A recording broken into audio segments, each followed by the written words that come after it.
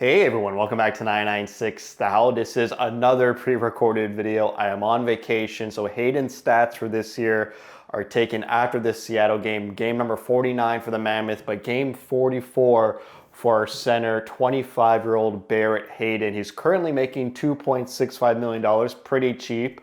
The difference between Hayton and Schmaltz is an unrestricted free agent. He can freely sign and dictate his future and sign with another team, whereas Hayton, his future is solely controlled by the Utah Mammoth. Hayton cannot talk to other teams and cannot freely sign with other teams. In fact, Utah could just tell Hayton what he's making for the next year. If Hayton doesn't like it, doesn't agree with it, he can't really play hockey. There is arbitration where a mediator gets involved and they pretty much will settle on a one-year contract. But considering Hayton's current stats for this year, I think Hayton doesn't want to go to an arbitrator because they'll probably go really low on the money side. But this is Hayton's last year as being a restricted free agent. After this next year, he will be an unrestricted free agent. So it's up to the Mammoth right now to sign him to a long-term contract or his third bridge contract of his career. Like, you rarely see this, 3 bridges. He's already completed 2 bridges after his entry-level contract where he got 24 points in about 60 games. He signed a 2-year contract making about $1.78 million. And that was this season and the season prior. And in the season prior, he reached 20 goals and had 42 points, which was a great year for Hayton.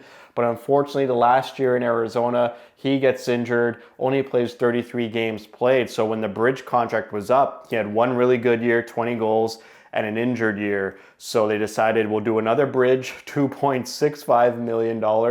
And pretty much the same thing sort of happened. He has a great year, 20 goals, 46 points, 82 games with the hockey club. And then this year with the Mammoth, it's another bad year, not due to injuries, but just in terms of production. It's just not there. And so we got to say and talk about what we would want to do with Barrett Hayton. Before we go further, here's my opinion. I think we should keep him.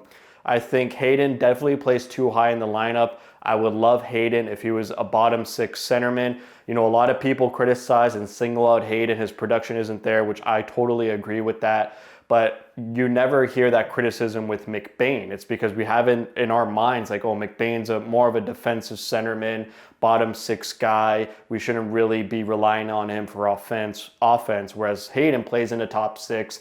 If you're in the top 6, you should be producing. And again, I totally agree with that. I just think that Hayton is better suited in the bottom 6, and he could provide that more consistent offensive production in a third-line role than McBain. So in the future, I know Desnoyers is coming up, Cole Beaudoin's coming up, so that would push Hayton and McBain down. But to have Hayton, maybe you move McBain to a wing position, or Hayton's in that center position or fourth-line center position.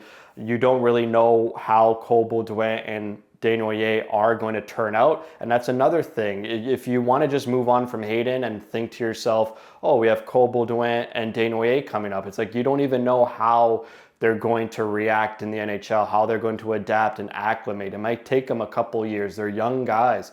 So for me, it's either you sign them for a long-term deal and you get them cheap, like $3.5 million, maybe $4 million, but you could get them really long, like 7 or 8 years, and that's your third line, fourth line centerman for the long term. That is going to be pretty cheap. As the cap keeps increasing drastically, to have a 20-goal fourth line centerman or 20-goal third line centerman for $4 million or between $3 and $4 million. That's amazing.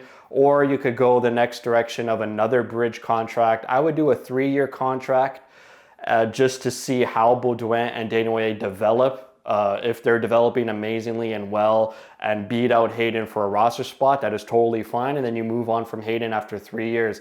He just brings in that signing Hayton for 3 years will just bring stability and insurance in case our young guys take more time to develop and maybe need to bake a lot more in the American Hockey League. For that 3-year bridge deal, I would say $3 million, if anything, just exactly the amount of money he's making right now. He hasn't proven anything this season to demand such a high raise, but I would just bump up that 2.65 to 3 just to make him happy. So those are my two options. It's either long-term, 8-year, 4 million, or another bridge, 3 years, 3 million. And that bridge is just, being sort of safe in case our center prospects don't develop well. We'll get into the stats. Pretty much Barrett, Hayton, why he plays in the top 6. Everyone wonders why Hayton's still in the lineup, why he's in the top 6, why the coach loves him. Analytically, Barrett Hayton is an amazing hockey player. He is expected to be producing so much more, but in this reality that we live, it's just not happening. And you see it in a lot of these stats here. If you look at his goals per 60, this is real life. So he's scoring not a lot of goals, like a half a goal per 60 minutes that Hayton's on the ice, but the analytics think he should be scoring 1 goal per 60 minutes on the ice. Another one here is on-ice goals percentage and expected on-ice goals percentage. In reality, when Hayton is on the ice, his team enjoys 51% of the goal share, and the other team, when Hayton's on the ice, has 49%, which is fine. 50 is good. Being above 50 is good. When you're near that 60%, that is like great, amazing, elite. But look at his expected. Like, they're expected to have a 57.5% goal share when Barrett Hayton is on the ice. And then you go to on-ice goal differential and expected on-ice goal differential. Right now, in reality, he's a +1. So he scored 1 more goal for than against when he's on the ice. But the analytics say he should be at +7. He should be having 7 more goals for when he's on the ice as opposed to against. And you can see even last year with the hockey club, even though he had a great year, a 13-point discrepancy between being +1 and being +14. And you can see that in the last year in Arizona going -11. Obviously a rebuilding team, 14-game losing streak. He was -11 in terms of on-ice goal differential 5-on-5. This is 5-on-5, and on-ice goal percentage was 5-on-5, and goal differential 5-on-5. So he was -11 5-on-5. Goals for, goals against, so more goals against than goals for. But the analytics said he should have been about +3. So analytically, they love Barrett Hayton. In terms of possession, he's really good at 5-on-5 shot attempts for and against. For Corsi, he's at 55 this year, which is slightly low, but he was at 58 last year, which was one of the best on the team. And the year before that in Arizona, 54. For Fenwick, so Fenwick is shot attempts but doesn't include blocked shots, whereas Corsi includes every shot attempt including blocked shots. So Fenwick, I like Fenwick more. I use Fenwick in my videos. 57 is high, 58 is high. So again, when Hayton is on the ice, he's doing great things, just the puck does not go into the net. And the reason why I think the analytics love Hayton so much is because all this guy does is go to the crease. Here are his shot maps from this season with the Mammoth, and then the hockey club, and then the last year in Arizona. They're all pretty much the same. Deep coloration around the crease area. This guy's always going to the net, and that's where the high danger analytics come into play. It's a very small area of the ice, but whenever the analytics see a high danger chance or shot that either gets blocked, missed, hits the goalie, hits the post, the analytics love that and they freak out. And so they give Hayton all these inflated analytics stats because those shots should be going in. When you get a high danger chance, that's the reason why they're called high danger, because they should be going in. But for whatever reason, they just do not go in for Barrett Hayton. So I do like Hayton in the fact that he goes to the net. Again, another rare player that goes to the front of the net. Schmaltz sort of goes like around the borderline of high and medium danger. He loves that high slot shot, whereas Hayton's more of a in the crease, in the goalie's eyes type of player. And you need that on the team. If anything, I would like more of those players on the team. I think it's only like Hayton and McBain, and Hayton does a better job than McBain. Also, if you get rid of Hayton, like you lose quality in both of your power play units.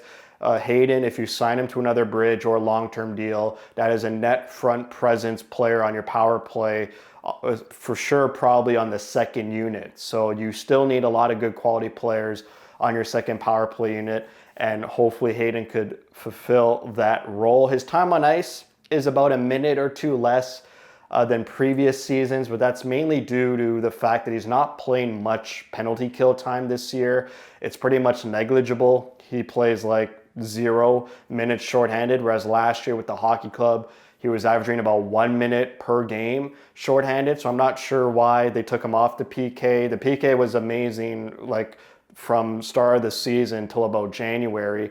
They've showed a lot of cracks in their armor, so maybe they didn't want to rustle any feathers or change things up. You know, don't fix what's not broken in terms of penalty killing. So maybe that's why Hayton wasn't being played on PK as much. But for me, I think Hayton needs to earn back that trust of being able to play on the PK and find success on the PK.